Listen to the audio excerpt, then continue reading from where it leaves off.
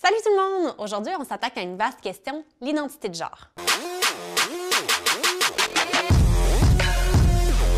Dans le cadre de cette capsule, on va s'attarder à 4 concepts. L'identité de genre, ça correspond au sentiment personnel que tu as. Tu te sens comme un homme ou tu te sens comme une femme? C'est difficile de savoir d'où provient ce sentiment, mais une chose est certaine, il est profond puis il est fort. C'est pas quelque chose qu'on contrôle ou qu'on choisit. C'est pas non plus un caprice ou une fantaisie. Parfois, ce sentiment est en accord avec ton corps. Tu as un pénis, tu t'identifies à un garçon. Tu as une vulve, tu t'identifies à une fille. Ça, c'est la façon dont tu exprimes ton genre. Par tes habits, par tes comportements, et ça, c'est indépendant de ton sexe. Socialement, les gens s'attendent à ce que nos comportements correspondent au sexe assigné à la naissance. Par exemple, t'es un gars, on s'attend à ce que tu aimes le sport, que tu aimes te battre, que tu sois fort. Et pour la fille, on va s'attendre, par exemple, qu'elle soit douce, gentille, qu'elle aime prendre soin des autres.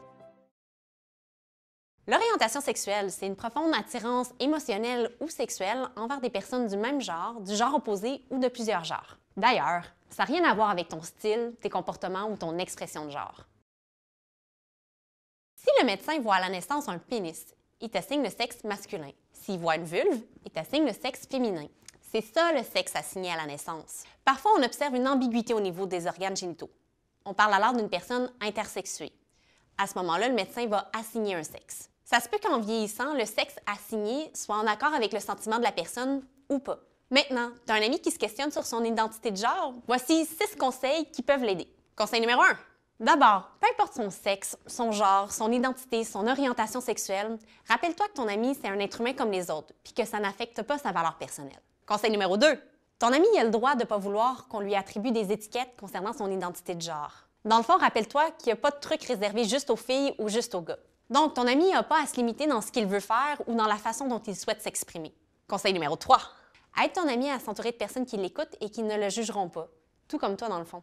Conseil numéro 4. Dis-lui qu'il a le droit d'être en questionnement, puis ça se peut qu'il n'y ait pas de réponse précise tout de suite maintenant. Conseil numéro 5. Utilise le nom ou le pronom par lequel ton ami souhaite se faire appeler.